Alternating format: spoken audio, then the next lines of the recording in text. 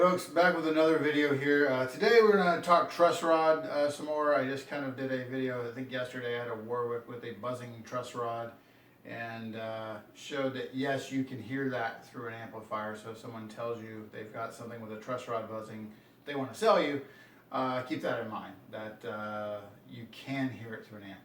So today a little different, more back to normal stuff thankfully. But we're going to talk truss rods in general. So, truss rods are something I used to be extremely afraid to adjust. I was always worried I was going to break something.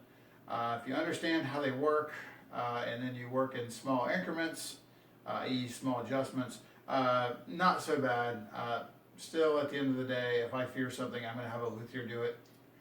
If you totally fear touching your truss rod, hopefully maybe today, you won't fear it as much, but if you do, you're worried about screwing it up, take it to someone who has a clue. That's all I can tell you. Don't break your truss rod and go, Mr. Bill told me to do that. So, anyhow, I just bought this base. I just got it. It's actually got a couple of issues, even though it's brand new. I don't know that I can send it back and get another one. These are discontinued, and I got a decent price on it compared to what I've seen out there. So I'm going to try to work through these issues myself. However, Washburn does have a limited lifetime warranty on their instruments, so we'll see if I need that. I should need that for this truss rod issue, but the tone knob's not working on this thing for some reason.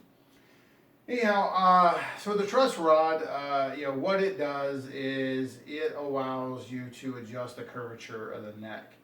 And that's extremely important because for a fretted instrument to play right, there has to be what we call relief in the neck. So if the strings are straight here, the bow has to be this way. There'll never be a bow this way. You never want to go beyond this, and even straight does not work for you. Straight works, almost straight, works for a fretless great. That's your best. But when you got frets in the way, you have to have more relief.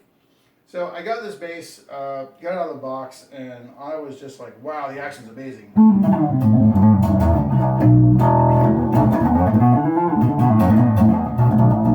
It's like really, really, really low. However, I started playing it more, and I was,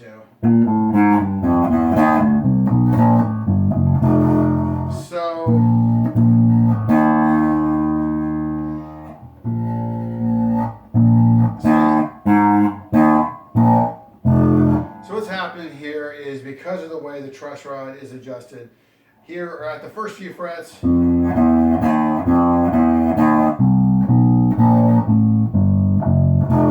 you can hear it.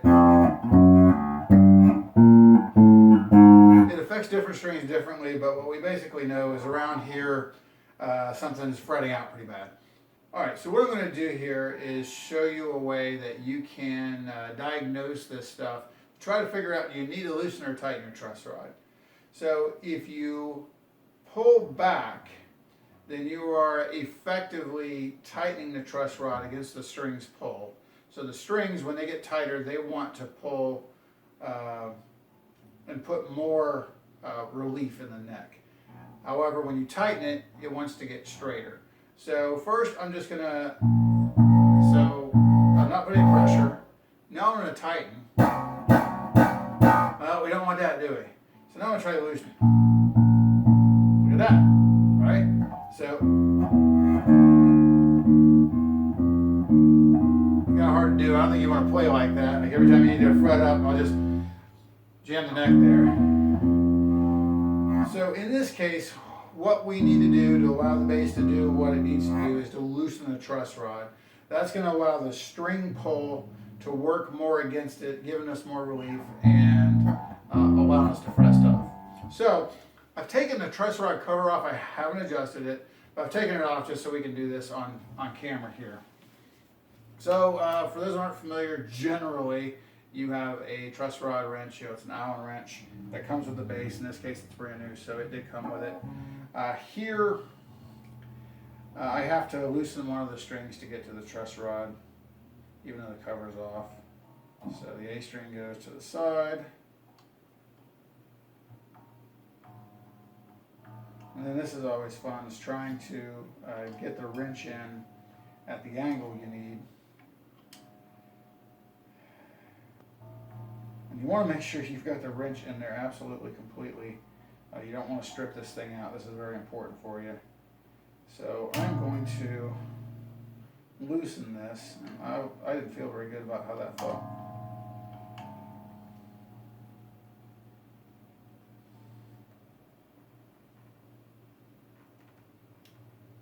Alright, yeah, this truss rod's very tight. I'm going to do just a little more. You don't want to do this in any big increments.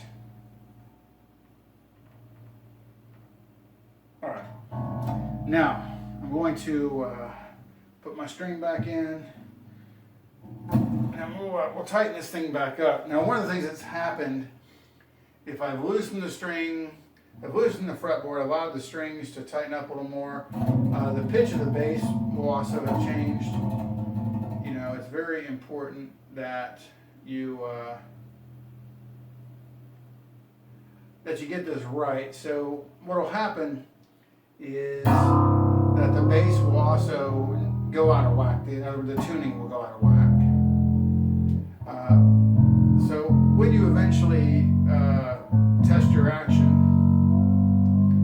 you want to make sure it works while it's in tune.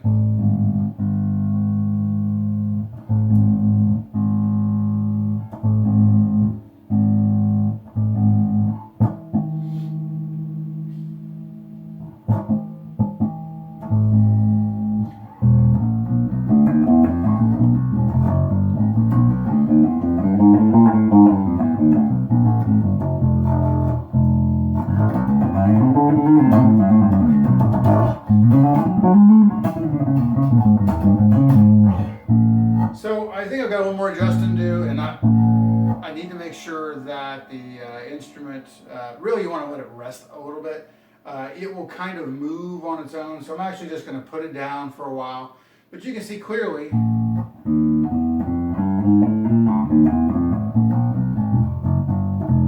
that it's had the right effect by, in this case, loosening that truss rod.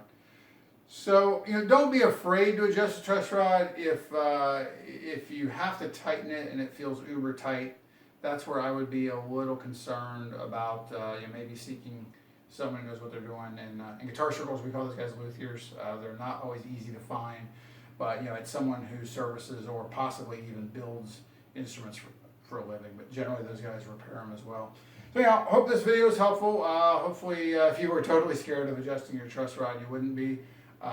Sometimes you can find good deals on stuff. You know, someone's selling something used. You know, maybe someone buys this, doesn't return it, only plays like the upper part of the neck, and later on in life, oh, this thing sucks because you know it's buzzing down here. So if you understand how to adjust things, you know, a lot of times guitars are kind of out of whack. If you leave something outside, God forbid, you know, humidity and all that will play hell with the neck. That's why the truss rod's in there. But in general, most things can be overcome. So hopefully you learned something. Until next time.